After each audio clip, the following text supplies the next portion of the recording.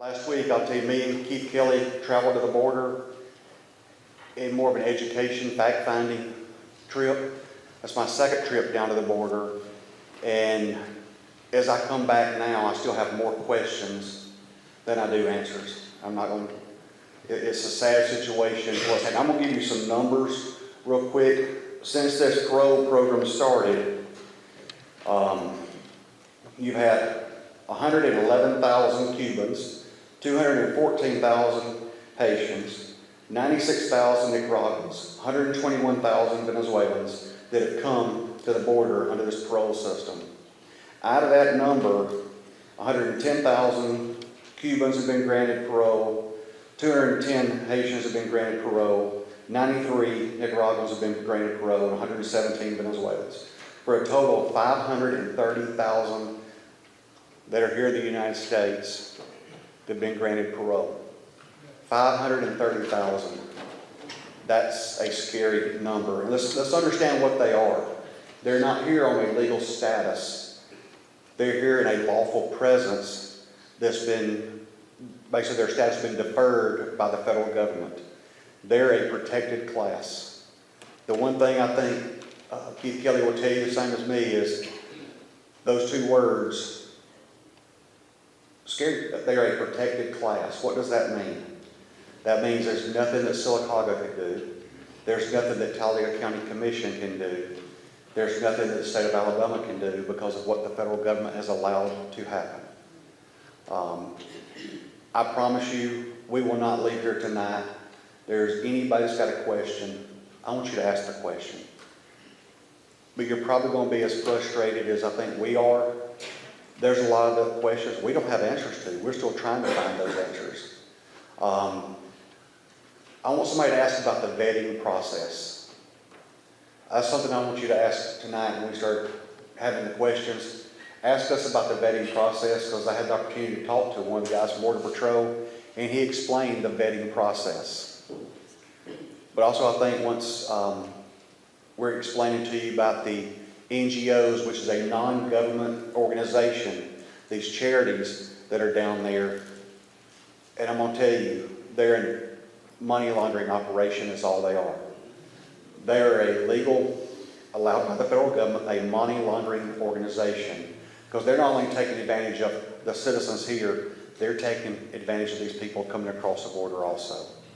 I'm going to sit down, and then Keith will come up and say a few words like Ben, and then we'll come here. I think y'all got so many questions. I just feel like it'd be better that y'all ask the questions, and let's do the best we can do.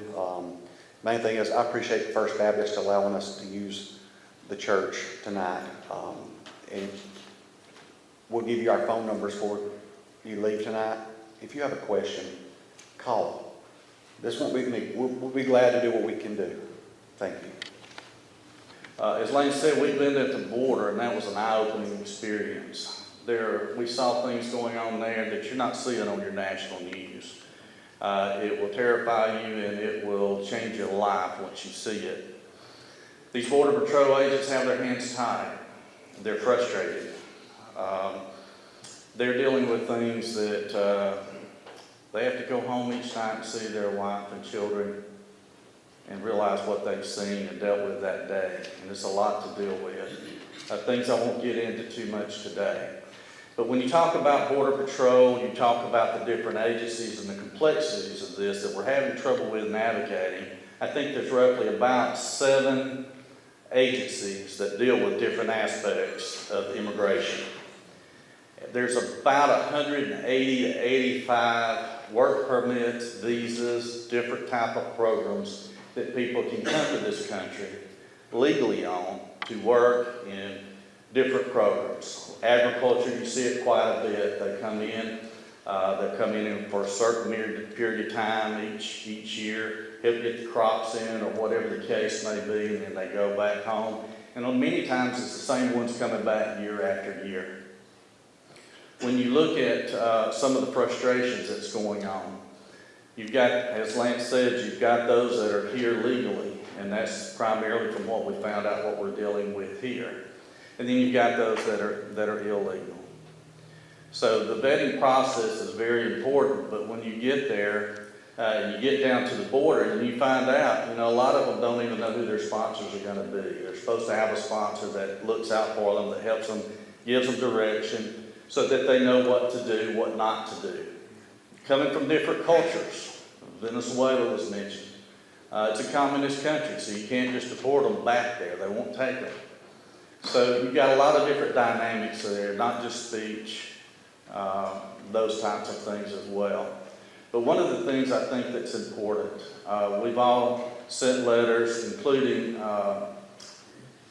Senator Tuckerville and Senator Britt and Congressman Rogers. We've all sent letters to the President and to Homeland Secretary Maracas, asking for relief to show us, to educate us, to help us know where people are coming, how they're tracking, if they are, whatever the case may be, because you're supposed to be tracked. When they come across, they're getting money, roughly. Some are getting as much as $5,000, food stamps, and telephones. Telephones, we're told, are designed to call in to their sponsors so that they can give their reports on where they're at. But basically, President Biden or Vice President Harris could do an executive order with one signature and solve this problem we've got right now. One signature, and then we just have to look at who can stay and who can't from that point. So that's one of the things that we kind of got into that we tend to forget. How do you fix the problem? When we talk to even the border agents, they fix the problem on how you vote in November. That seems to be where it is. You make a decision then as to whether this type of behavior will continue or not. In my view, it also looks like in the federal government we got into human trafficking business. There are a lot of these folks that are victims. They're dying on the way over here, including women and children mainly. Horrible things are being done to them, and they never make it. I think the thing you've got to remember in all this is, no matter how many times or you hear negative things about our town or our state or our country, whatever it may be, however bad you may hear, these people are risking their life to get here to what we enjoy every day. God has blessed this land, and He's blessed us, and these people want to taste of it. They're willing to risk their lives here for it. I think we have to be responsible in what we do. Councils, commissions, the state legislature, our hands are tied to a large degree. Now we can do some things legislatively, and we're going to work on a package of bills to try to help with some of the things that can be done.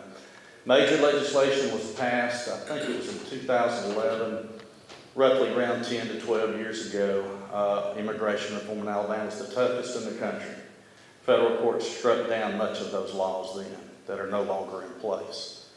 But we look forward to hearing your questions today. It is important that we hear what you have to say, because that may help us knowing what other questions to ask. Just before the meeting tonight, I talked to Congressman Rogers' office and to see if there was any the latest news, if they had anything recent come up. What that office has to do, and I'm talking about a U.S. congressman now, had to put in a form, ask specific questions, and submit that form to the Department of Homeland Security to get answers. Something wrong with that system. Something wrong with that process. So I don't know that we're going to have the answers you want to hear tonight, but we'll be glad to tell you what we do know. But I think it's important you share with us your thoughts and what you're seeing, because that will help us know what questions to move forward. And I think that, if some of you want to know what we saw at the border, we'll be glad to tell you as well about that.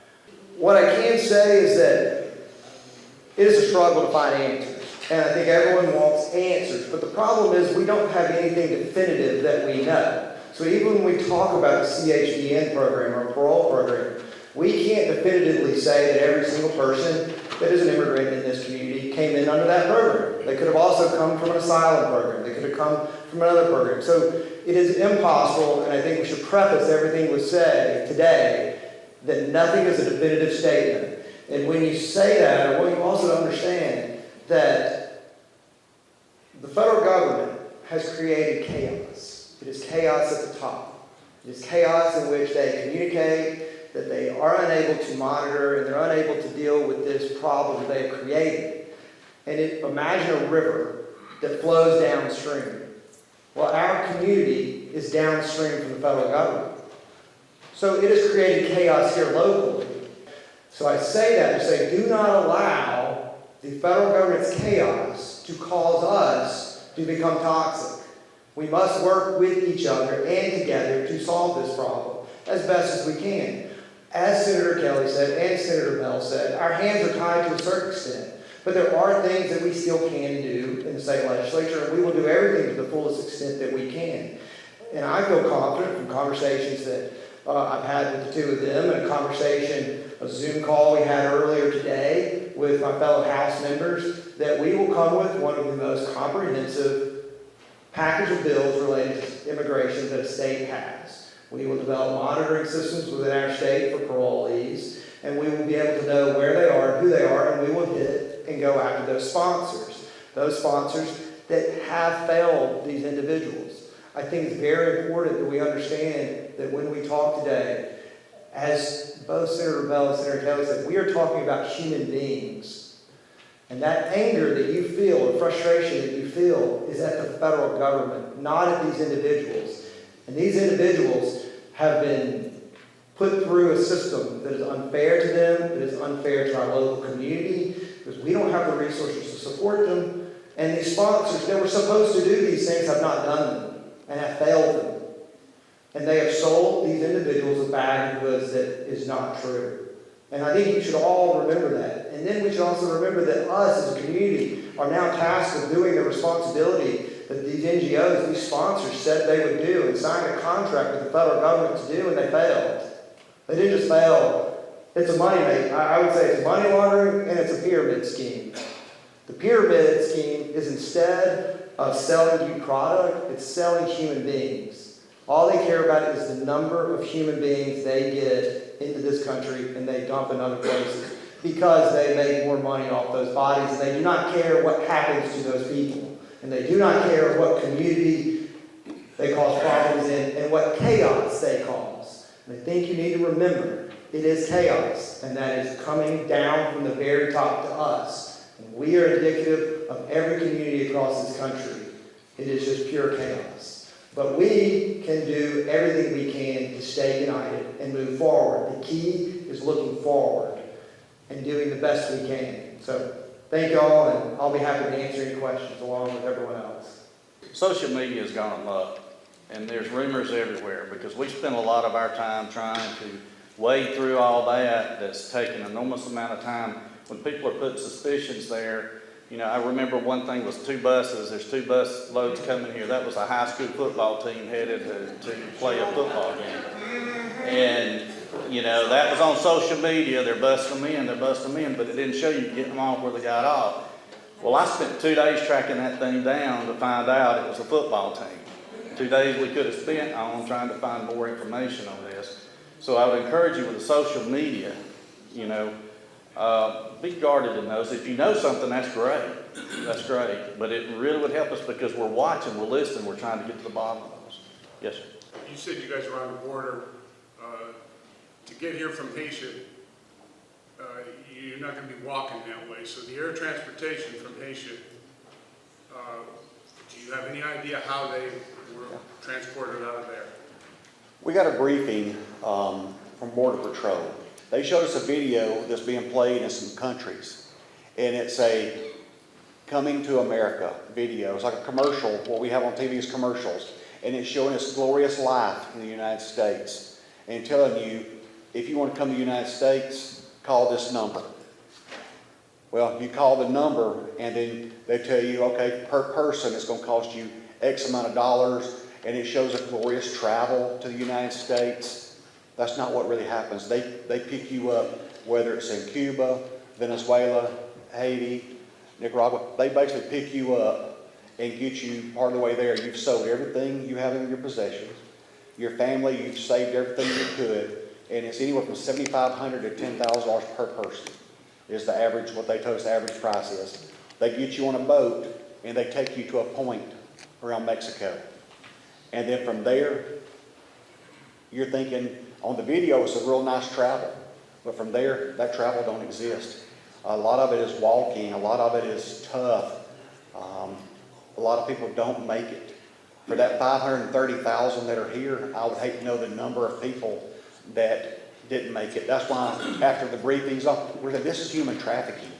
And these NGOs are taking advantage, these counties are taking advantage of these people also, and a lot of them didn't make it. So that's, the commercials would actually turn your stomach that they showed us when we were there, what's being played in these countries. You're being very careful in not identifying those NGOs, I noticed. One thing, let me expand on and then jump back on that. So, Lance mentioned at the amount of money it's costing to come over here. So you can pay it up front. Or believe it or not, you can come on credit. Now think of the kind of money that we're talking about and where they're coming from. How many of them are going to have that kind of money? So what basically if you're doing, you're coming on credit. So you're coming here, you're basically in servitude until you pay that debt off. I mean, it's human trafficking no matter how you stack it. You guys are pretty sure all the funding is coming from the individuals and not from another source. I'm gonna walk over and show you, but the one that we got to visit is Catholic Charities RGV for the Rio Grande Valley. And I will tell you, that is a money-making operation. The sheriffs got up and basically said they're going across the border and help you do the CBP-1 app. You do the app, they charge you $1,500 to do the app. Then they're back across the border, and then they come in, ICE and Border Patrol will process you, and then they end up, once they get you processed, give you your phone, give you your money, then they take you to, this is one of the main places, they have 4 hotels rented in McAllen. 4 full hotels they have. They take you there, then the federal government writes them a check for $1,500 per person they process there. Well, the people have already paid them $1,500, so they're making $3,000 per person there. And I will tell you, The federal government writes. the federal government is also paying them. You look it up, they've already paid them over $7 million this year. Oh, to that one charity. What is the parole status that you referred to? From having talked with a few Haitians that live here or here in Sylacauga, the parole program is called the CHNV program, Cuban, Haitian, Nicaraguan, Venezuelan. It is a status that you get which allows you into the country, which delays your actual hearing on your immigration status, but it gives you a work permit which allows you to work. So technically you have a delayed status, but you have the right to work within this country. There are many different ways in which the people on the parole program come into this country. They come in by air travel, which is the majority, come in through air, some cross the border, they come in by ship, they come in all different ways. All they have to get to is a point of entry into these United States and then fill out their form. Disqualified from the program. That's not true. Do what? Can he go to a microphone? Ask him to go to a microphone. Ask him to come on. Well, I'm sorry, sir, but he's asking a question, so let's. Well, What we're saying is true, is we witnessed it. You need to read. Well, we were there. I'm a bottom line kind of guy. So we're talking about over 500,000 legal immigrants that we're having to deal with now. Correct. These are not illegal. Correct. You're telling us that your hands are tied. Correct. Our police department's hands are tied, and us citizens are tied. We can't do anything until November 2nd. Is that pretty much the gist? Yes, sir, it is, unless they violate a criminal law that's on the statute, an assault, a DUI, any criminal law that we currently have, they are technically a protected class, and there's nothing we can do because they are technically a protected class. And you can't stop ID that got backpack, can't speak English. But they Nothing you they can cannot treat them any different than they treat me, Ben, or Keith, or any of you. They cannot. Let me say this, if the police department went and did something different, I believe the U.S. Attorney's Office would come down on them. I mean, it's not something that you gotta treat them the way we're all treated. All right. Well, I appreciate y'all, love you, love this town, love these citizens, police department, and we'll just hold on to November. We just need to pray about that. Amen. Woo! Aren't we here to talk about Sylacauga and how this Haitian situation affects us as citizens in Sylacauga? That's exactly. Yeah, that's what I was sort of here about. Then to start a conversation with this community to get us compassionately relating to each other, to start the conversation with terms like, oh, it is very scary. And these numbers with 530 people, 1,000 people coming in as parolees, and 1 million immigrants coming into the country, and the border, and talking about what the United States has or has not done, that, to me, is setting a volatile tone for the citizens here. And we still haven't found out what's happening in Sylacauga. We do not know how many are here. We do not know an exact number, and we cannot say definitively what program they entered this country in, where they entered the country, and that is an answer that we will probably never know. We will never know that information, but what we can do is we can look at what, as a state, we can do in terms of creating our own monitoring system, work with our local city, and whether it be Sylacauga, it be Childersburg, it be Pell City, it be Anniston, we all work together because that's where we're going to grow and how we're going to be strong. But if we continue to fight with each other, I don't think we will step forward and we will continue to be in this vicious cycle. Exactly. That's why we need what's happening in Sylacauga. So it sounds like to me there was a concern about immigrants, Haitian immigrants in Sylacauga and how it affects our city. It was a broad macro level view. If you want to get down to a micro level view, they have been victims within a system. They never should have come here to begin with. It was unfair to them to come to a place where they were told there would be jobs when there were no jobs for them. How is that fair to a person?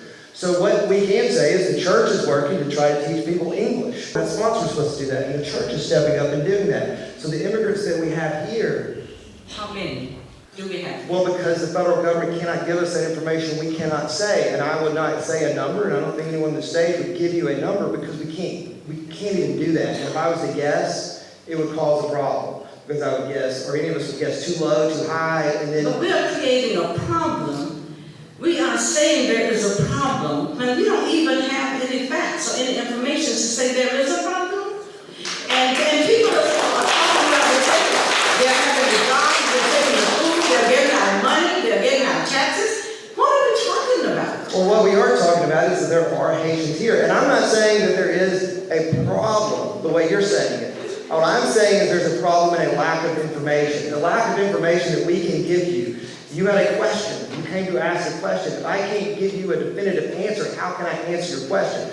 So did I say there was a problem or not a problem? That's for anyone to decide whether or not there's a problem based upon a set of facts. The problem is I cannot give you a set of facts for you to make a true determination. So without that information, how can you truly say there's a problem or not? What I can say is that we do not know information that the federal government will not give it to us and cannot give it to us. And to me, that is a problem. That is a problem that you as my constituent could ask me something and look me in the face and say, how many Haitians are here? That was a question that you asked, right? You asked that question. You said, how many Haitians are here? And I can't tell you. Did anyone on the stage say we didn't want Haitians here? Did anyone say that? No, but what we can say is that we just cannot give you the basic facts. So what we can do is we can look at legislation that would tell employers, when you hire a parolee into this country, you must notify us. And what you can do is then we would know. So to answer your question, and the statement that you made, it creates certain problems. Like, one, what do we do when we have to hire English second language teachers? Like Marshall County. If we have to do that, we don't have the resources. But if we knew where a Haitian or a Nicaraguan or Venezuelan were located, we could then reallocate resources in the state to supplement a Board of Education that needs a teacher. The city council meetings that I've seen have been just people have been kind of very upset about, supposedly about Haitians who are doing whatever they say they're doing, and there is no proof that that's so. So that's why that's my concern. And when you use terms scary, like, oh, it's scary, and it's terrifying, and this is happening to cities all over the country. And I appreciate that you all are not campaigning here, because, you know, you keep saying the federal government hasn't done this thing, and we keep talking, I know the trickle-down theory, that things happen, you know, and come down the line, but we are still talking about in Sylacauga what our difficulty is. How do we get citizens working together? And how do we welcome people when they come to the city and not consider it a problem if it's not a problem? That's my question. And every question I've had from a phone call here has been, how did they get here? What's the process of them getting here? And how did we wake up one morning and they're here? The Haitians. That's what I mean, I don't know. Every phone call I've had that has come from Cuyahoga County has been, tell me how they got here, tell me what they're doing here. And so that's what I've been trying to find those answers out. I don't know those answers. Most of the ones here, when I saw how they're brought here, it really upset me, the way they're treated. I'm telling you, the way they're treated would upset you. One of the things that we tried to do tonight is let you know how we got here. Give you some background of how we got here. That's what we tried to do by telling you what we saw at the border, those kinds of things. So you understand how they got here and some of those policies and things. Now, we're not up here campaigning or anything like that. And the federal government policy, you know, the president sets the policy is the policy. They can change that. You know, we can't control that, but that is whatever it is what it is. But one of the reasons we've given you the background that we've given you is so you kind of understand how we got to this point.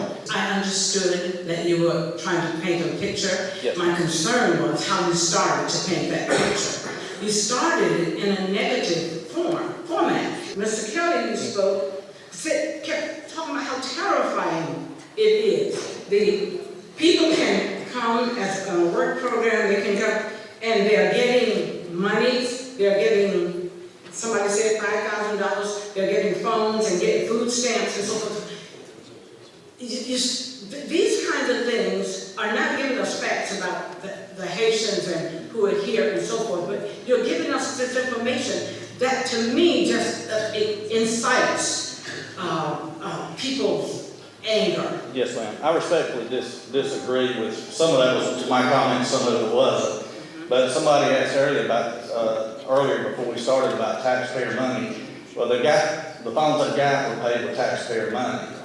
The money on the food stamp card was paid with taxpayer money. You got a right to know where the money's coming. That's not saying you agree or disagree with it. That's just telling you how they got it and how they got here. That's all that was about. It's not trying to paint a picture of extreme negativity or anything like that. It's painting a picture of reality of kind of what's been dealt with.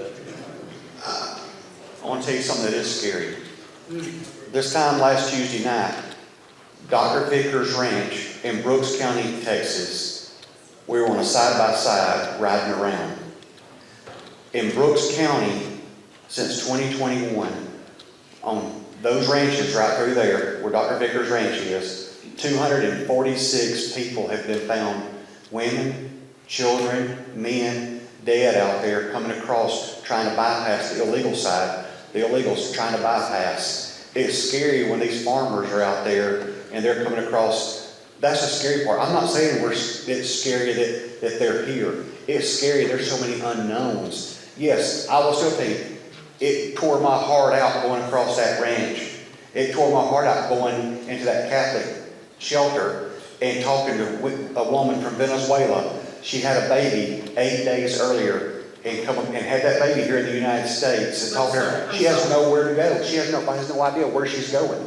But I understand, but there are uncertainties among regular citizens. Amen. And things that happen. But the last thing is, this is not a border state. You keep comparing this to a border state. I disagree. It's And a border so, but state. it's not, but They're not keeping them in they're Texas. not. I mean, They are. it's a border state.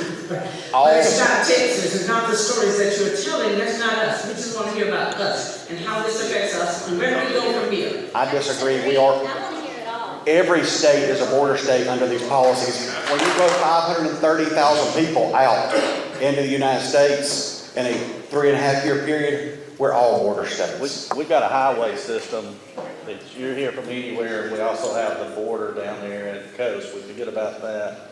But when you have our highway system, you can. You look at I-10 where people are coming in there and then they're spread out. So I respectfully disagree. We are a border state.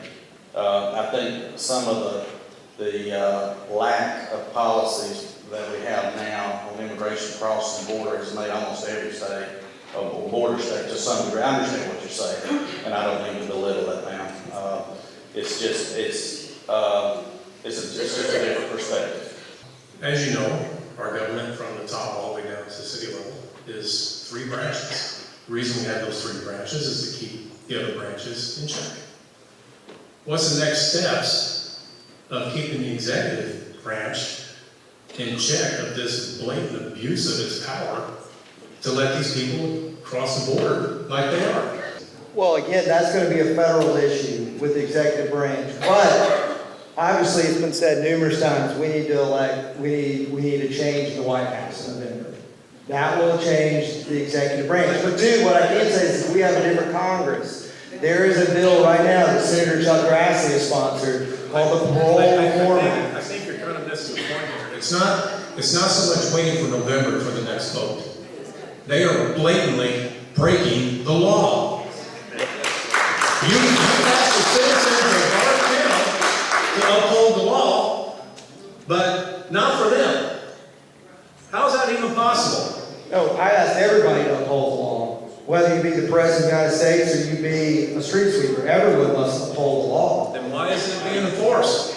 That's my question. What's the next Well, step to well, get I mean- enforced? And I don't want to hear we have to wait until November. Okay, well, what I'm telling you now is you're talking to 3 members of the state legislative branch. That would be an action of our law enforcement. We are not law enforcement. We write the laws, and what we will do is we will write laws for the state of Alabama that, like as I keep saying, will be the most comprehensive for the state of Alabama, but we have no power to go tell an arrest, as you said, or whatever you're asking us to do to Joe Biden. We don't have that authority. No one in this room does. No, you're correct. I'm not asking you to go out there and arrest Joe Biden. What I'm saying is you do have the power to push it up the chain. Right? In June of 2011, way before we were in the legislature, the Beeson-Hammond Act was passed by the Alabama legislature. The federal court struck most of that bill down.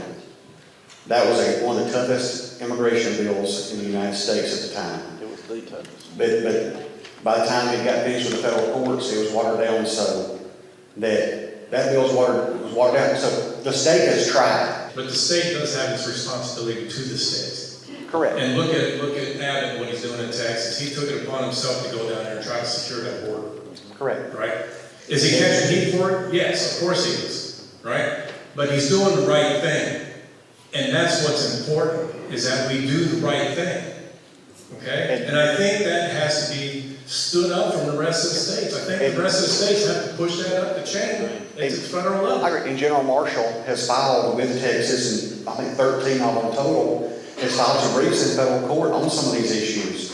Michael Banks, the border czar for the state of Texas, we spent some time with him last week. And some of the things they're doing, the federal court is making them not do. You think, when they come across the Rio Grande, they put the barbed wire and the buoys and things like that nature. Well, what happened first?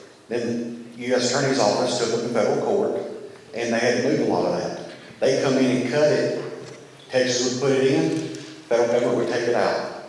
And so there's nothing, we can't put a border or put a barbed wire on I-10 or I-65. Well, I know. Look, we're as frustrated as you are. Yeah. We have, when we get these phone calls, there's so much of it we don't have answers to, and we still can't get answers. We went last week and spent 3 days in Texas with the border czar, with Border Patrol, ICE, I'm trying to think what other groups there were, but we spent days with them, and most of them still have questions. They can't answer a lot of the questions.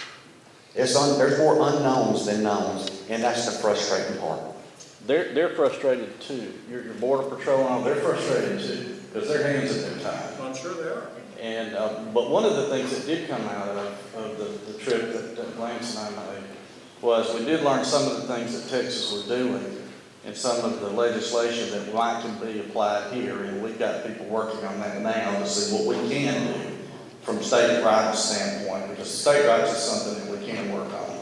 And the House and the Senate both have a group of people that are working together to see what we can bring forward next session. I look forward to seeing it. Yes, sir. Excuse me, so again, we're probably the only people that have a definitive answer for that. We'd like to answer the lady's question over there and also keep it local for the lady over here. My wife and I purchased the old chicken plant that's on Old Birmingham Highway, and we had no hand in sponsoring anyone coming into Alabama, nor do we intend to. And eventually, when we open that thing up for business, we'll be hiring Alabamans first. So, thank you very much for your time.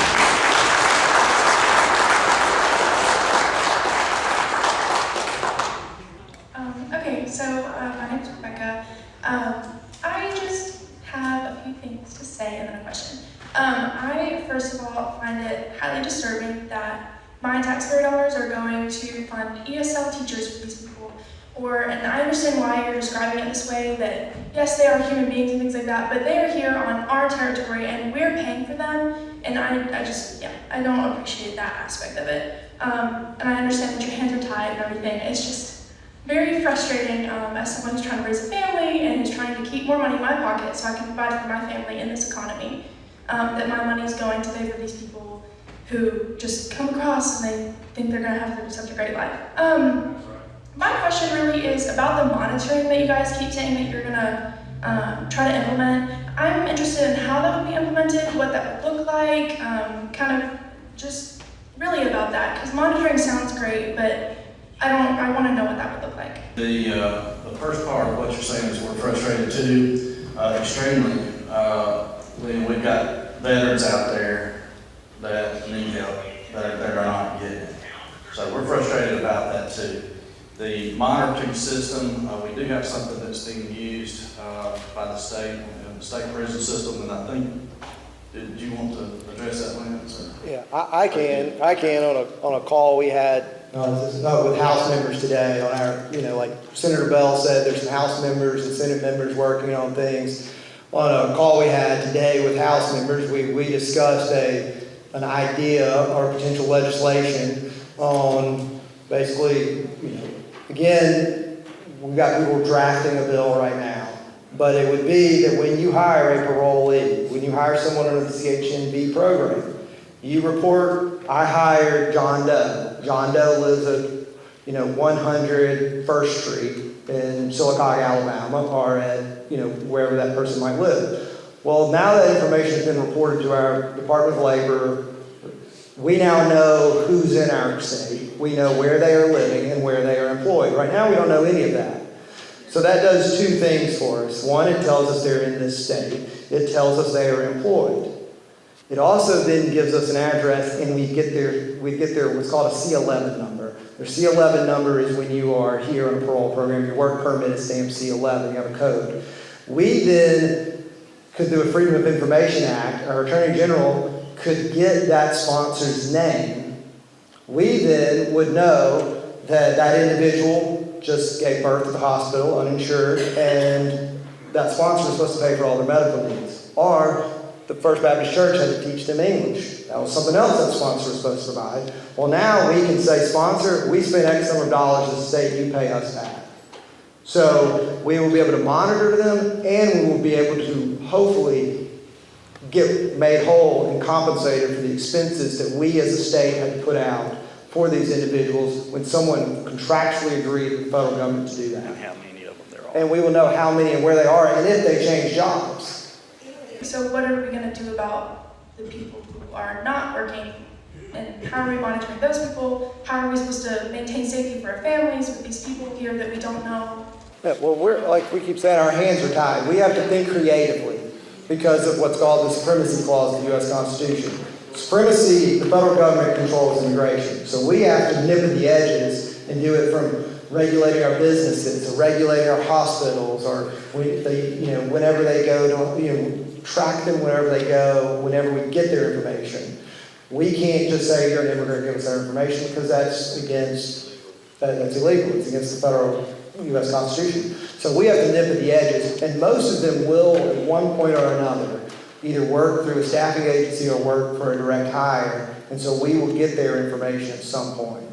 In the election, if we do get the executive seat and everything, what is the plan looking like to, like, if this stuff is stopped? What is the plan to get these people out of here? How is that? We don't know. Okay. You got a plan? We'll be glad to see it. I was hoping you did. It depends on the politics who you believe right now. Yeah, sure. Okay, thank you. Tonight we're talking a lot and trying to have a lot of sympathy for these people being human trafficked here. Make no mistake, it's terrible. However, I don't hear any discussion, how are we protecting the citizens of Sylacauga here first? And let me preface it with this. I'm not talking about crime, even though we know crime comes with mass migration. I'm not talking about the cultural differences. I'm talking about the economic factors at play currently. We know inflation has hit everyone's wallet in this room. Not a soul in here goes to the grocery store today and says, wow, that's cheap. You go, wow, those eggs are a lot more expensive than they were 2-3 years ago.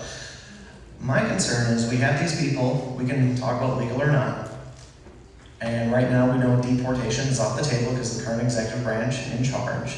But what are we going to do to protect the people of Sylacauga so when it comes to economic opportunities such as jobs in a hard job market where wages have shrunk, our purchasing power of the dollar has shrunk, how are you guys, our legislators, going to protect everyone in this room, everyone who lost their job, when you're bringing in cheaper labor that's going to drive wages down in the state of Alabama? Irregardless, that happens across the globe. You look at Europe, mass migration drives wages down. You look at other states where you have, in other states, Tyson's Foods, they hire one group, bring another group because they work for cheaper. So how are you in the state of Alabama can protect everyone here while your hands are tied on the executive level? Nobody wants that one. Nobody wants that one. Well, first of all, we didn't bring them here. That's the first point.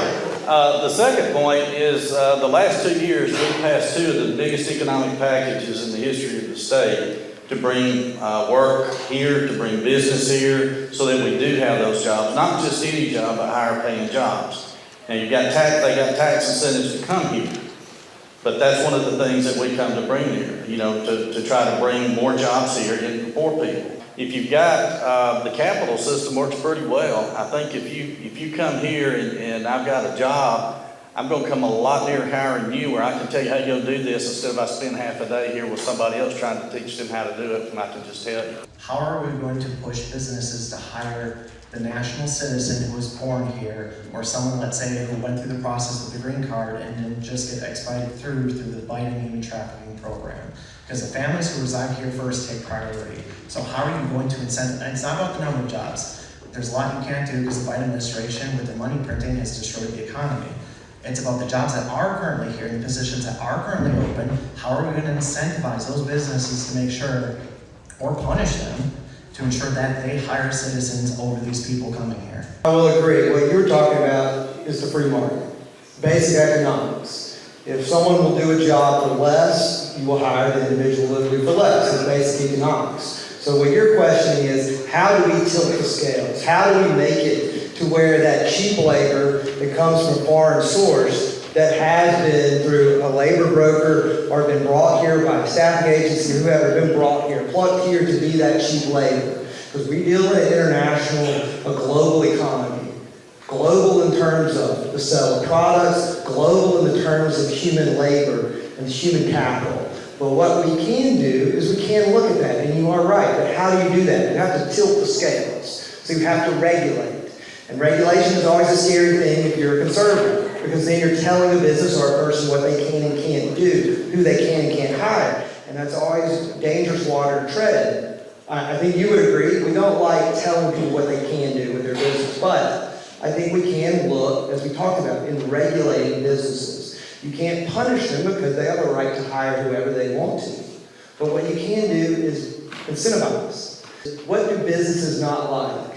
They don't like regulations. You don't like being regulated. You don't like having to fill out more forms. You don't like having to say, I hired this individual for so long. They worked in this department. They now move here. I have to personally keep up with them. I have to do this paperwork. So it becomes more of a bureaucratic nightmare to actually deal with that. Point of the regulation. That is the point of the regulation, which incentivizes, that could be a point of the regulation, which could incentivize you not to hire that individual, but that employer is free to hire whoever they so choose. So it doesn't sound like you're in favor of protecting Alabama citizens. I did not say that.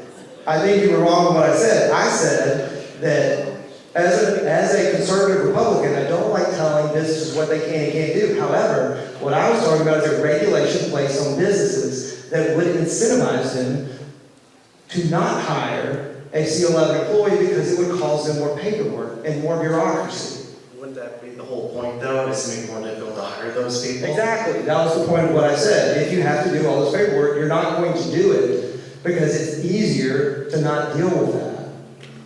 Okay, so that's the point. Let's roll that out to protect the people here while the migrants are stuck here. Again, we have no say. When you say stuck here, I can't do anything about it. If we wanted to say move them out, we'd be guilty of kidnapping because they are federally protected here. And if you look at what the other states have done, there's a very different thing. What Florida and what Texas did when they moved people out, those were illegal immigrants, not legal immigrants. In fact, right now, Florida is spending upwards of $2 million defending itself in court over moving 50 migrants that were illegal here to Massachusetts.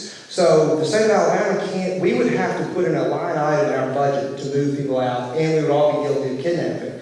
And so, yes, they are stuck here because of federal policy. So, yes, you are correct. But what are you doing to protect the people here so they have preference for the economic opportunities that currently exist? Well, we will not go into session until the spring, but what I can tell you is some of the things I just said. What we can do is we can incentivize the hiring or de-incentivize the hiring of a parolee. And short of that, we would be violating the Constitution if we said you cannot hire an individual. The federal government would strike that down and we would be in court and lose immediately. And I, for one, love and want to protect our tax dollars, and passing a bill solely so we can get a clap or get people happy when we know we're going to end up spending millions of dollars in court is not a good use of our tax dollars. I would much rather pave a road, and I would much rather pay to get someone training and education than I would pay our Attorney General $5 to $10 million to lose in federal court. There's nothing we can do right now. And I think I don't like that answer, but that's the only answer we have. I disagree with that statement about the city council, Mayor. You want me to speak? Well, is he done? I disagree with the fact that the mayor and the city council have their hands tied. But they do have their hands tied. They can communicate. They can talk to people that voted them into their positions. We did not have to call Montgomery to come here and have you speak to us when they are capable. We want to talk about Sylacauga. Who better to talk about Sylacauga than our mayor or our council? We've been here an hour and nobody's started that up. Well, We're talking about Sylacauga. The division was caused by them. The rumors were not stopped by them. Amen. So that's where the problem lies as far as I'm concerned. I don't care who comes to Sylacauga. If you want a job to work, come to Sylacauga and work. But don't lie to us. Shut us down. Say that the governor approved them to be here. Tell us the truth. Be transparent about it.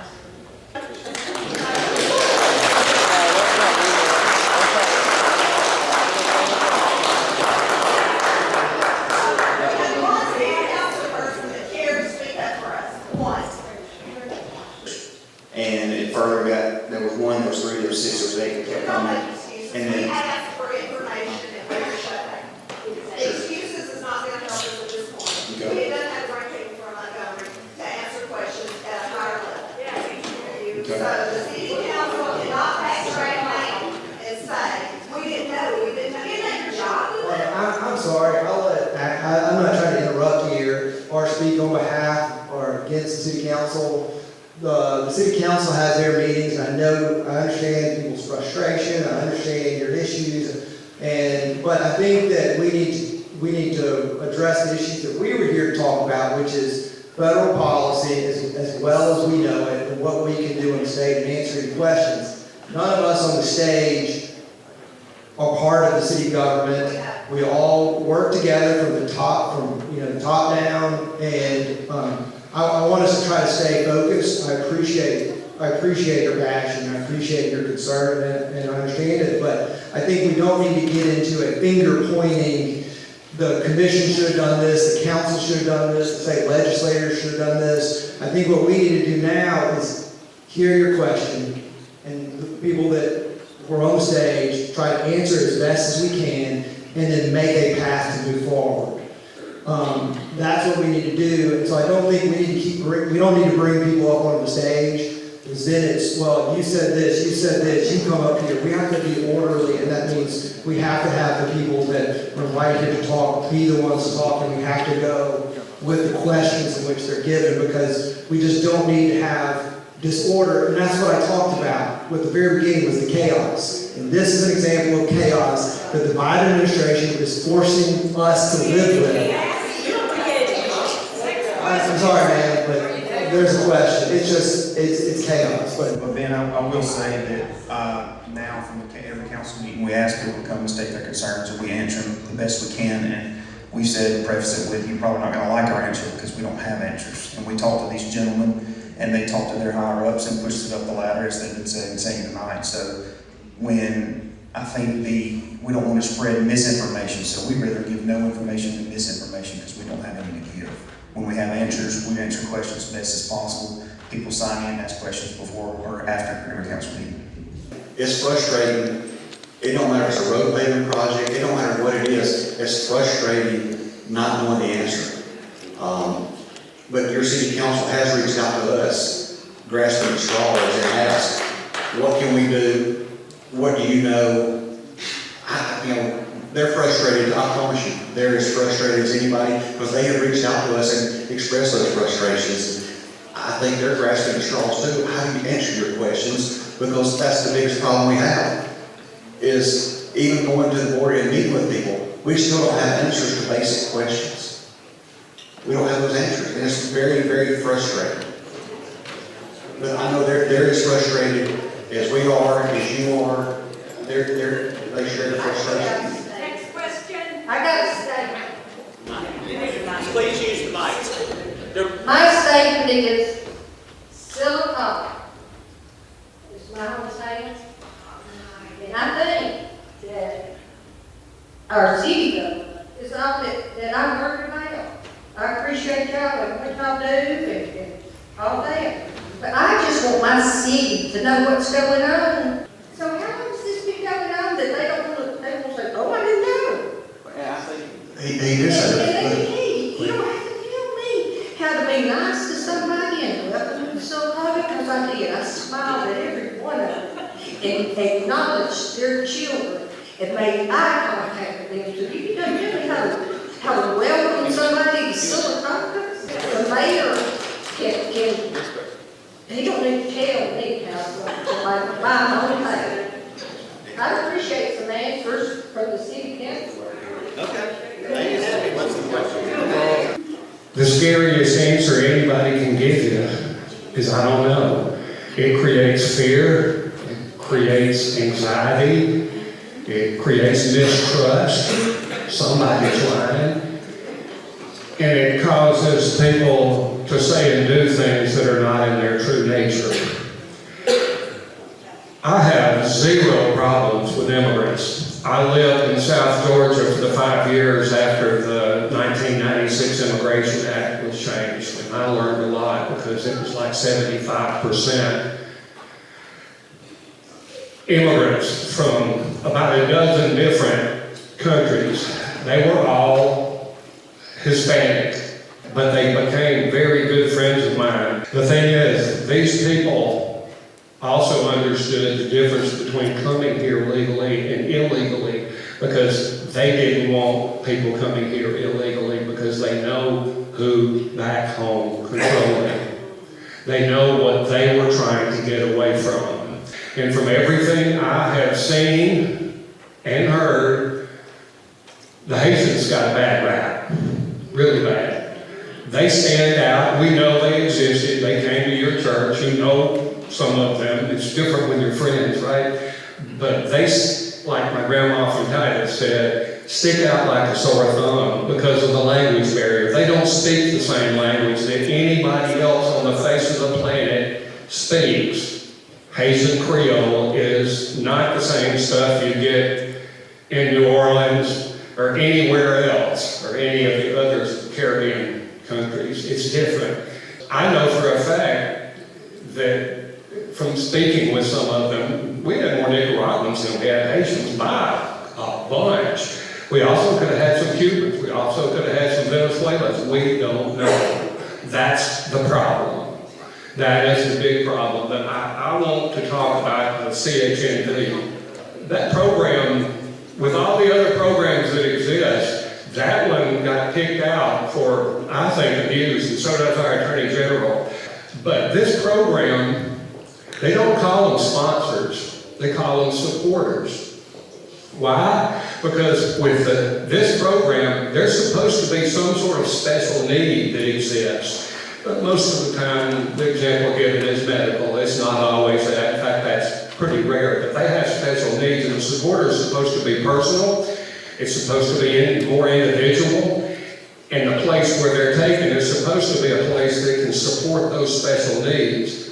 If we don't know they're here, how can we support their needs? It's impossible. And I want to know who prostituted this program, because yes, from everything that I've seen, I'm not shy. I'll walk up to anybody and start talking.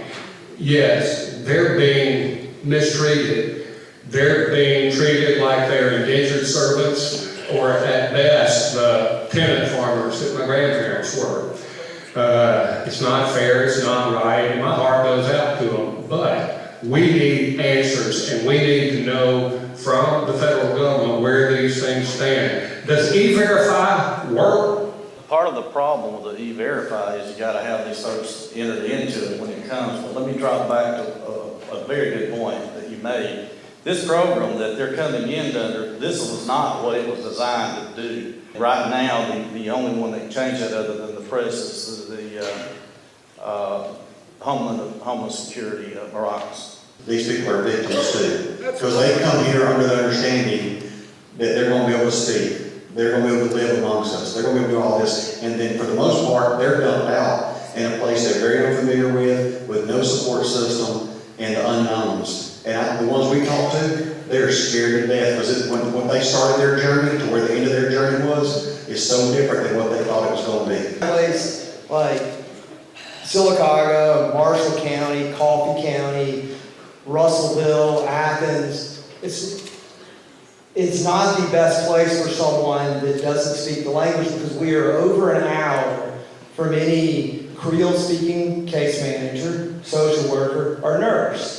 So it presents a language barrier that even if you want to assist that individual, it becomes harder. So why, logically, to help that individual, it makes more sense to have them closer to resources that can communicate with them. So it doesn't make sense to have an individual over an hour away from resources. Like this gentleman who just spoke, I was living in South Florida for 24 years. I'm part of the National Health Service Corps.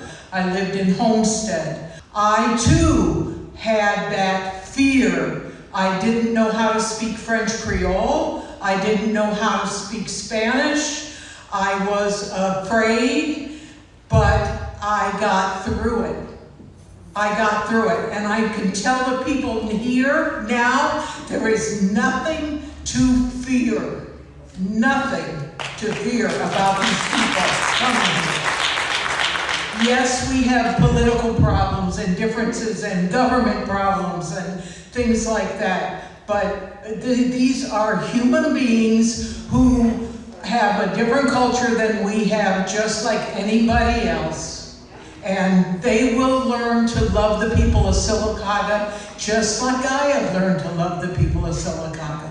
Homestead has a lot of strawberry fields, a lot of strawberry farms. So you have a lot of H1N1 visa employees from Mexico that come to Homestead to pick strawberries. So if you eat a strawberry, likely it came from the Homestead area and was picked by a Mexican or a Hispanic immigrant on an H1N1 visa that travels back and forth annually to Homestead, the Homestead area. And it's very rural. When you get south of Miami and out near the Everglades, that area is very rural. It is a predominantly Hispanic, and that Hispanic population in that part of the county, that part of the state, is mostly Mexican. You do have the Cuban more in Miami Central, but that is a Mexican population on H1N1 visas. And I do agree that the H1N1 visa program, there's nothing wrong with the H1N1 visa program. That visa program means you are attached to a farm or a place, and that farmer would be responsible for those individuals. And it works efficiently.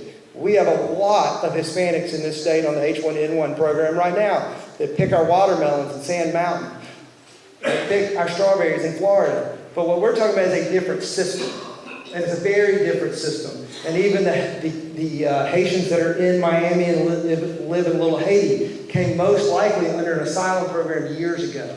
So they came under a different program, but now Miami is the #1 point of entry for Haitians under the CHNV program, and Miami is being kind of overwhelmed with this number because they're coming to that point of entry.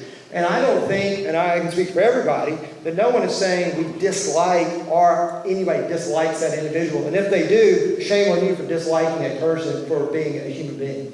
But I think what most people are saying is we would just like to have a little more knowledge of how they got here and what are they doing, because if, as you said, that H1N1 program, we know and we can know exactly why they're here, for how long and where they're working, and who they are, and they have a visa, so they have a legal status. And so I think it's just the unknown. It's not a fear or concern about an individual or a human. It's just an unknown. And I agree with you. Sylacauga is a great place to live in Talladega County, and Coosa County is a great place to live as well. So the idea of moving to any of these places, I don't blame a human being for doing that. I think it's great. But there's a difference between the immigrant population that you were discussing and the immigrant population that we are currently discussing. Does that make sense? Yes, don't let the politics cloud your mind about what you learn on Sunday. The word you say in commercials in Walmart is bonjour. I am an educator, and so I would like to know, how do you believe this federal immigration issue, as you stated, how that would affect educators and school systems across the country? I think the biggest problem that I have is, how are we going to fund interpreters? How are we going to fund people to help them? Because what I was told last week is a lot of them have come over here and their children have had zero education to date. You may have a 12-year-old that's had zero schooling, so then how do you get them into the system? How do you get them up to speed? So we've got, if we know the numbers and we know what's going on, then we can plan ahead for funding. But right now there's been no planning for any funding for that for the schools, so it puts the schools in a bad situation. Here they are, they come into your school, there's no local funds that's been set aside, there's no federal funds set aside for that. So all of a sudden you start the year, and then here you are at the middle of September, and you've got 4 students here. You can't talk to them, you can't educate them, you can't do anything, and they're lost. They're sitting there, they don't understand what's going on. You don't understand what's going on. It's a no-win situation. And I think that's the biggest thing, is help us help them. And without any knowledge of what's going on, without any forewarning of what's going on, there's no way for us to help the teachers. We don't know if I think the projection's $30,000 a month right now. So where are they going? If they're coming here, let us know ahead of time. We're going to send X number to Talladega County, so that we can plan in the budget to be able to do that. Because right now, you're put in a bad situation as a teacher. One thing, I think on the local level, I think last we heard there had been one that had enrolled in school, if I'm not mistaken, maybe 8 years old, maybe. If I remember correct. Just know by the Constitution, we are bound for them to be in our schools. So it is a constitutional obligation. But then you do have the real world issue the language barrier, the teachers put in an unfair situation. And not only teachers, the other kids, and you know, do they speed up or slow down because of this? So it is a problem, and it is something that we're going to have to address and figure out. Are you all aware of any other like local organizations or other local churches that are helping these immigrants, you know, with being able to communicate, adjusting here, being here in Sylacauga, and how can the citizens who want to help aid in their stay here, how can we help and how can we, you know, make them come I think that's a good question. I don't think there's a person that's here tonight that wouldn't help another in the community. I think everybody here wants to help, but everybody here, or I can tell you, from everybody I've talked to, there's not a child, there's not a man, there's not a woman that I want to turn away. I want to make sure you have food. I want to make sure you have the ability to help yourself. I want to make sure that you're treated right. And what the church is doing here is wonderful. Putting out their hand, and we want to help you. And so I think the people around here, the ones that have called me, and there's the ones that have called me, have been more, well, I don't know much about them. But I stopped by there. I mean, I know one of the council members called me, and during the conversation I had a conversation with one, but I really don't know if they knew what I was saying, because I really wasn't sure what they were saying, but I tried. And I think the more we try, and I think part of it is here before we leave here tonight, I think we need to have prayer. We pray for the community.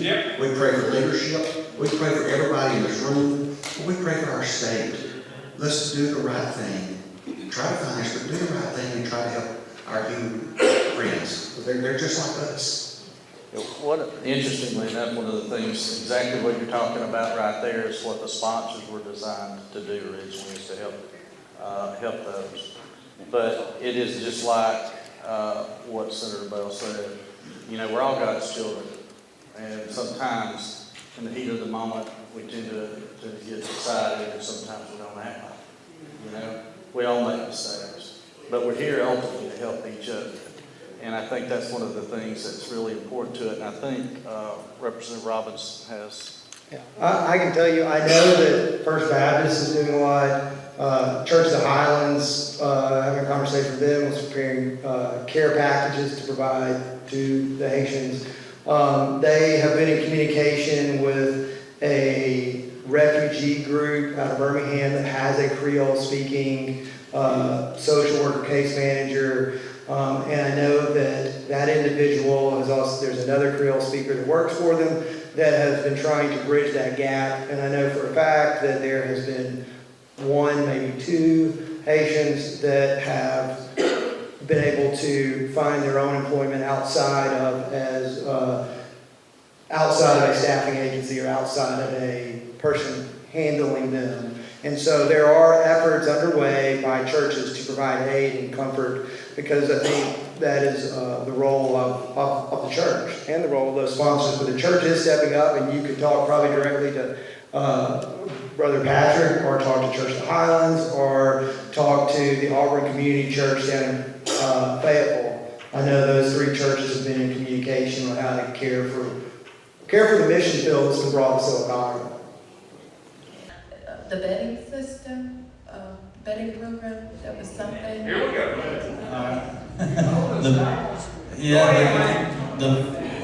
At the border, there's not much of one. There's supposed to be, but there is not much of one. So we're going to regress a little bit here, y'all. So just hang on a minute. So you got someone coming across the border that has no ID, nothing whatsoever. So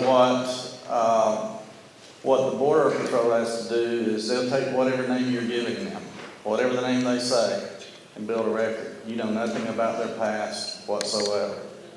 A lot of these countries they're coming from have no records whatsoever. So we don't know.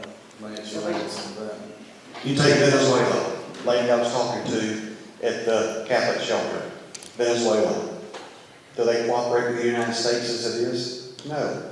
So what the Border Patrol will tell you is we do the best we can do, but there's no way to vet. Because the only vetting we would have is they've been here before under that name, under that date of birth, and we've sent them back. And they come back under that same name. So they do the best. Let me say, Border Patrol does the best they can do with their hands tied behind their back. But if you hear there's an unbelievable vetting system, there's not a vetting system. But also remember this, most of the ones that come to the United States, they also remind us that most of the ones that come to the United States for bad things are not going to come across the border to start with. They're going to come across the Rio Grande, and they're going to be snuck in vehicles. They're not going to come across and give you a name, a date of birth, or something of that nature. Now, we did see a few with ankle monitors on at the shelter. But the ones that we really have to worry about are not the ones you see in your community that are trying to do things, trying to come to church, trying to be a part of the community. The ones we really have to worry about, talking to them, are the ones that come across illegal. One of the things I think really to kind of keep in mind that too, where we were at, there's checkpoints. And those checkpoints they have a system and a program for vetting as much as what they can, depending on what country they come through. But the ones coming through the checkpoints are the ones that's trying to come over here as legally as they possibly can. Now, not all of them are. Some of them know if they can get their foot in the door, they're here, they're good. It's in between those checkpoints is where your main issue is, and that's where we have a lot of problems at. But so I said we were going to regress a little bit, we did, but that's the reality of the situation. Yes, sir. You said when they come in the country that they're given, I guess, a SNAP card, money. Is it on a debit card? Is it on a credit card? How's it given? Is it cash? Yeah, no, it's on a card. From what we saw, it's on a card. They have the food stamp card, and then they are given a phone from what we saw. Some of the phones I was a little hurt because it was nicer than my phone, but anyway. He's got an iPhone 3, he had never upgraded. I'm trying. No, we don't know how many Sylacauga, correct? Correct. But can we not call the money? Here's the frustrating part. We don't have. All right. They come into the shelter, and this really made me mad. All right. They're given a card. They come into that shelter, and when you walk in the door of the shelter we went in, if you walk into a bar that's got bourbons and vodkas and rums and things up on the wall, they have the same thing, toothbrush, toothpaste, all those kind of things. Guess what it takes to get some of that? Your card that you just got at the border. That's it. So by the time they leave the shelter, their card is just about zeroed out. They're having to pay a percentage. So the shelters are double dipping. That's why I say the shelters are doing money shelters here. No, at the border, So by the time they leave that border, there's not much money on that card. So one of the things, though, what you're talking about, monitoring that card where it's being spent, the federal government can do that. Yeah. We don't have access to it, but Homeland Security, they can do that, just like they can tell us who the sponsor is and where they're supposed to be, but they're not. Well, you mentioned ankle monitors. Yes, sir. Do all of them supposed to have ankle monitors? No, one of them that we saw there had an ankle monitor on. This was his third time coming into this country. Why does he have ankle? Thank you very much. Because he's been deported, and they let him back in and give him a court date at some point in the future, and that's supposed to be a way to keep up with him. But I guarantee you, once he leaves that shelter, things cut off. And so see, that a while ago when I talked about there are these 7 agencies, roughly 7, one of those is for them to show up at court, but there's nothing to make them show up. Is there any money that is given to the state, the city, or the county from the federal to give to them? Zero. What border were you at? We were down in McAllen, Texas, in the Rio Grande, crossing there at Rio Grande Valley. So they have the exact same rights I have as American Yes, sir. citizens. Everything. Yes, We can't deny them services, even publicly. They're protected by our federal government. Yes, So if I own a local business, I could not deny my business. you couldn't deny what? I could not deny service. If you own it, You own the business, you control your business, but as far as the city or any government organization, they cannot deny them. They have to treat them just like they treat you, they treat me, they treat everybody in here. Filibustering, is that what they call it? But, yeah, I have a concern. Safety, all right, being a senior, living alone, working part-time, as to where I park, go. I think it's all about security with our community. And as Ms. Walker mentioned earlier, and the other people, the young woman regarding her family, I mean, we could talk till doomsday, let's be real. We don't know the facts, we'll never know the facts. But what we do know is the Biden administration could have had an executive order. He could have stopped this 3 years ago. But he took the Republican, our previous president, Donald Trump, who instilled so much security across our border. And, you know, and the Biden administration, along with the other lady that stepped up, the garden salad speaker, took all our security away. But we're talking about R-Sylacauga. Now I can tell you one thing. What I've learned to say is, comment ça va, they speak French? Yes. And I happen to be a local person who works at your local Walmart. Maybe some of you folks recognize me. I am a greeter security now. So I see a lot of our Haitian immigrants come in. Yes, I don't know if they're legal or not, but I do know that they head right to the money center and they get their money, which is fine. But we will never know if they are, legal, have committed crimes, have raped, have murdered, until it may happen to us. And as far as I'm concerned, what I need and what you need is safety in the community. And do we have our law enforcement with any extra funds to take care of that? We hear, well, they're all, we're short-staffed. Look what's going on in Birmingham. I mean, they can't even handle a little grocery store robbery. And now it's multiple murders going up to the White House. So I'll cut through the chase because I stood there for a while and I am kind of an emotional Polish woman. But I'll tell you right now, I think it's important that you guys that represent our state, that you talked about the federal government, it's a joke. We know it's a joke. We know you guys are up against the wall. Stonewall, Stonewall. And you're not going to get anywhere until you vote Republican, and make sure you do.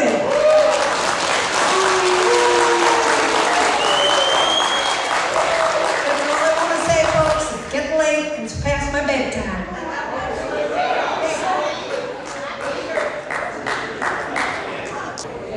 I didn't realize I was coming to a political rally. No matter what party affiliation that we have, no matter what race we are, I think that we all can agree that one, we have a border problem in this country. Two, we don't particularly care about how the federal government spends our tax dollars. And three, we have no control, no say-so of who's here. Now, I was not expecting for you to come here and offend me and maybe some other people, because I thought we came here to talk about the immigration policy, not talk about who needs to be and who doesn't need to be in the White House. Because my Bible tells me God sits in the place who He wants in the throne. And we should vote. But the bottom line is, God's going to put in the White House who He wants in the White House. And just like we have to live with this administration, we'll have to live with the next one.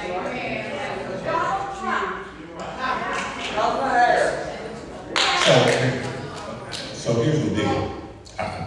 This is my question. Representative Robbins, I heard you say that you were going to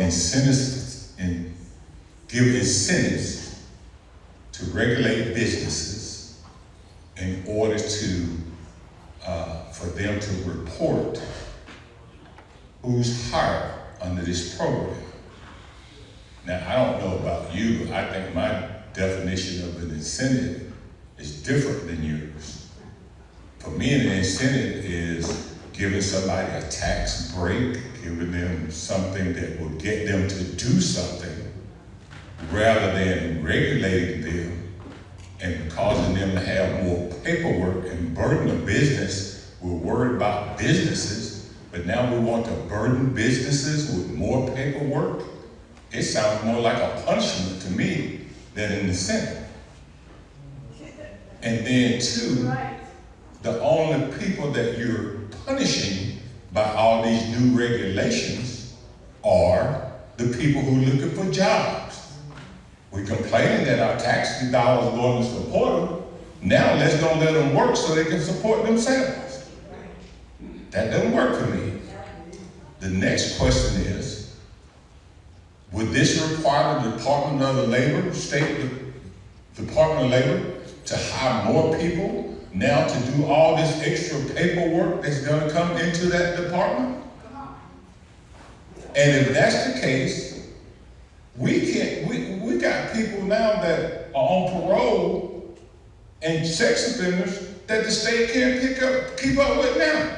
How are you supposed to keep up with a bunch of people changing jobs? That in terms of what you're talking about, the use of the word incentive, what I was saying is regulation in terms of being able to monitor and understand where people are. And really what the whole point of that is to get at these people that are supposed to be the sponsors. It's so we can find out that information. Because I think you and I both would agree that it's a travesty that someone would say, I will provide for you, I will help you learn English, I will help you with your housing, I will help you with your medical needs, and then you don't do it. So we need to find out who those individuals are. The federal government's not doing it, so the only way we can do that is to have a form of registration. And then to answer your other question, the way in which it doesn't cause additional burden onto the state is that we will create a registry of sponsors in the state. And they must be bonded, and they must file a registration fee. So therefore, those sponsors will be paying our government, and it will not be putting a burden on you, the taxpayers. It will be a burden on that sponsor. That sponsor will be responsible for any increased cost that our state has. And then what we'll be able to do is any increased cost that we have in a local government providing services that that sponsor agreed to provide, that sponsor will now get an invoice from the state of Alabama and say, here, we had to provide this medical need that you said under this contract that you would provide and you didn't. So that is the point of it, is to basically get at those people that have caused this travesty in my mind. That I used the term earlier, that it's a pyramid scheme and they're just selling human beings. It's unfair. It's unfair that their greed has caused this problem. So when someone has extreme greed, to the point that they will eat up a human being and spit them out, we have to go after that person. And yes, it will cause some increased burden, but we want that sponsor to pay that. And we want to hold them accountable. The state of Alabama will hold people accountable that treat human beings like cattle and products. And I think we both can agree that we should do that. Well, I'm absolutely with you. But it's like anybody that's trafficking anybody, children, women, whatever the case might be, there should be some consequences to that. There should. And the problem is because we can't find them, we've got to figure out a way to get to them, to know who they are. And there is no way to do that because the government, federal government isn't telling us. And so these are ideas that we bounce around on how do we get to them, how do we figure it out. And that's the only, I'm all ears to any other method to get to these people, to get them to have to say, I sponsored John Doe, number 1, 2, 3, 4, 5. But they aren't giving us information. The federal government has it, and the only way to do that is to get a Freedom of Information Act request. And the only way to know who to request is once we get a number from that individual. So we have to figure that out. If there's another way to do it, I'm all ears. But what I want to do is I want to say, you mistreated your fellow man, you then brought them here, you got to pay for this. I'm going to say this and then I'm going home, go to bed. I understand that everyone's concerned about safety. I really do. But by the same token, as you've been saying all night, we don't know about these people. We have some idea, but we don't know. But people, you have to realize, the police department can only be in so many places at one time. And Sylacauga Police Department, in my opinion, does a really good job in doing what they do. But like every other crime committed in this town, they get there afterwards, not so we don't have an increased crime rate to my knowledge. And you need to do the same thing that you're doing now. You need to be vigilant in your home. Be careful where you go. Look around before you go. Especially it's getting dark. It's that time of year. When you leave Walmart, you need to have your keys in your hand. Set it on your alarm. Don't leave your packages out. The whole thing that you've been doing all along before these people got here. We had crime before they got here, and if you put them on a bus and leave tomorrow, the crime rate's gonna remain the same. You want to yell at the city council? Go stand on their desk and tell them to give some money to the drug task force so that they can get some of these meth labs out of these abandoned houses out of Sylacauga. And get some of these people riding around who walking up to your car, opening your car door, stealing everything you got in the car. You know, it's on us. It behooves us to be careful. Not rely on the police department. They can't be everywhere. And not get so paranoid because a few people in town that don't look like you. There's a bunch of them in town don't look like me.